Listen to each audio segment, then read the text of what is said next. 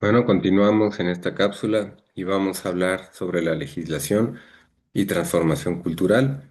Y por eso vamos a empezar diciendo que el contenido del artículo primero, constitucional reformado, impone un reto mayúsculo a todos los operadores del derecho, y en general, y del derecho constitucional en particular.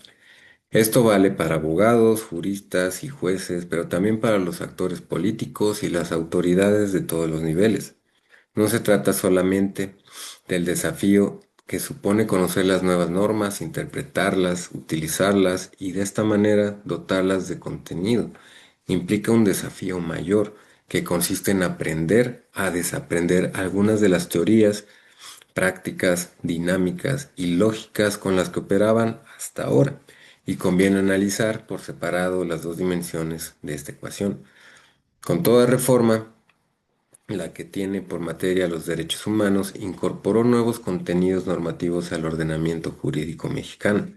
que deben ser conocidos por los operadores del derecho. Desde esta perspectiva, debe conocerse lo que cambió y lo que se agrega también a este marco constitucional. Y en el caso concreto de este artículo se trató de una transformación mayúscula porque, aunque los tratados internacionales vigentes ya formaban parte del ordenamiento jurídico mexicano, ahora tienen un nuevo rango normativo y constituyen parámetros de validez para el resto de las disposiciones del ordenamiento.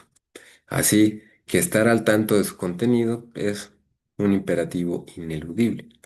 En la misma dirección, se impone el reto de conocer las decisiones de las instancias involucradas y en particular de las cortes internacionales. Las sentencias de esas cortes,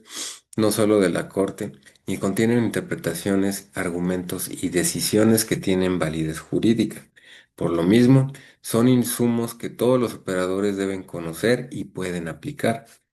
Así, con la reforma tuvo lugar un incremento considerable de los elementos normativos que los diferentes usuarios del derecho se deben conocer. Y en esta dimensión, el reto consiste en conocer y aprender las nuevas normas. Pero el desafío no proviene solamente de la necesidad de incorporar nuevos elementos al bagaje cultural de los usuarios del derecho, sino que se materializa en la necesidad de pensar y operar bajo técnicas y prácticas distintas a las que se utilizaban. En este sentido, se impone la necesidad de aprender a desaprender lo que ya se conocía. Y no se trata de una fórmula retórica, sino de un imperativo práctico. Por esto basta ejemplificar con dos casos concretos, uno relacionado con la teoría de las jerarquías normativas y otro vinculado con las técnicas de interpretación. Ahora, tradicionalmente en las escuelas de derecho en México se enseñaba la teoría de la validez normativa desarrollada por Hans Kelsen, y no es este el lugar para o esta materia o esta parte para reconstruir estos presupuestos teóricos y las notas características de esa teoría.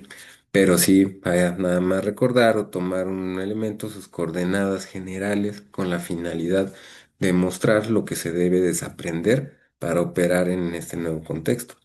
Por eso es que, según la teoría kelseniana, la validez de las normas dependía de un sistema vertical,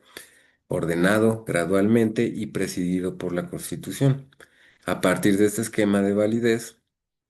de las normas inferiores a la norma constitucional dependía de un criterio material y otro formal. Materialmente, las normas inferiores eran válidas si su contenido se ajustaba al de la norma suprema, y formalmente si habían sido creadas por una autoridad facultada para emitirlas. Y no parece exagerado sostener que este esquema de validez normativa se ha enseñado durante décadas en todas las generaciones de abogados en México. Entonces ahora, a raíz de la reforma del artículo primero y 105 constitucional, ese esquema de validez ha sido modificado de manera relevante. Aunque la validez de las normas sigue dependiendo formalmente de que hayan sido creadas por una fuente autorizada, el aspecto sustantivo ya no se resuelve en automático con el criterio de jerarquía, y en los casos de conflictos normativos ya no es suficiente con identificar cuál es la norma que se encuentra en el grado superior de la pirámide de validez, sino que se debe identificar cuál es la norma que por su contenido ofrece mayor protección a los derechos. y este cambio no es menor y afecta de manera profunda al quehacer jurídico. Y por esto se trata de un aspecto de mucha importancia y relevancia porque supone una transformación en la manera como se resuelven los conflictos entre normas y de una manera cultural e implica nuevas reglas para los supuestos en los que se decide inaplicar o invalidar el derecho.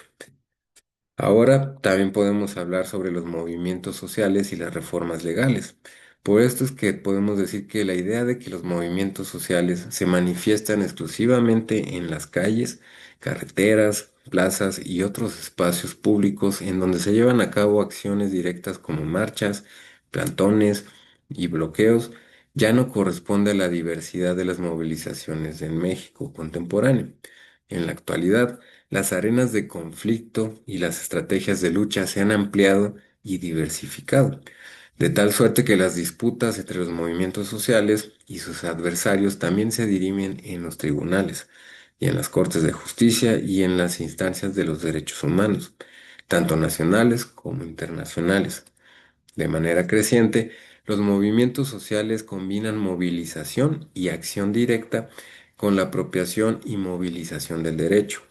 Al mismo tiempo, las organizaciones de los movimientos sociales comienzan a exhibir un carácter más propositivo que se expresa, entre otras estrategias, en la creación colectiva de proyectos alternativos de leyes, tanto para suplantar las existentes como para generar una nueva jurisprudencia. Tal como ha sucedido en la política, la protesta social se ha judicializado y el espacio jurídico y sus actores se han vuelto de una forma u otra parte vital de la política contenciosa. La transición a la democracia, las reformas al poder judicial y la apreciación en el espacio público de los valores y principios fundamentales de la democracia y del Estado de Derecho dieron como resultado que la arena judicial, que hasta entonces había desempeñado un papel relativamente acotado y subordinado en la vida social y política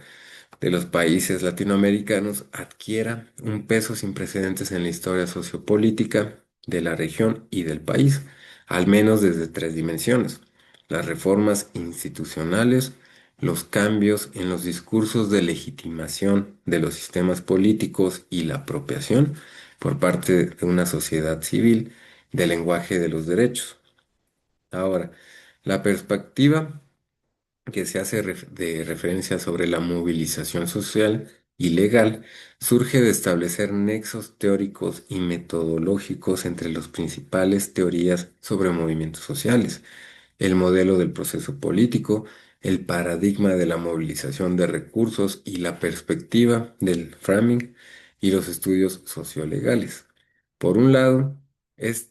enfoque toma los presupuestos y conceptos centrales del estudio de los movimientos sociales y los expande al campo jurídico. Al mismo tiempo, reconoce la importancia del ámbito legal en la política contenciosa.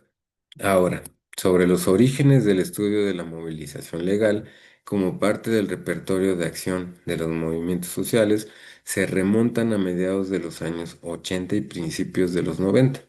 con la publicación de una serie de artículos en los que Paul Boorstin nos dice y argumentaba que era necesario trascender un conjunto de oposiciones binarias prominentes en el estudio de los movimientos sociales, tales como una acción institucional dentro del sistema, por canales establecidos, versus una acción no institucional, fuera del sistema, por canales disruptivos, oposiciones que en su opinión habían impedido el progreso en la comprensión de las decisiones estratégicas de los movimientos sociales, al sobreenfatizar también las acciones contenciosas en detrimento de las acciones institucionales, en particular las de carácter legal. Y esta era, según varios autores, una importante omisión en las teorías sobre movimientos sociales, en tanto la ley y las instituciones legales, incluidas las agencias administrativas y los tribunales,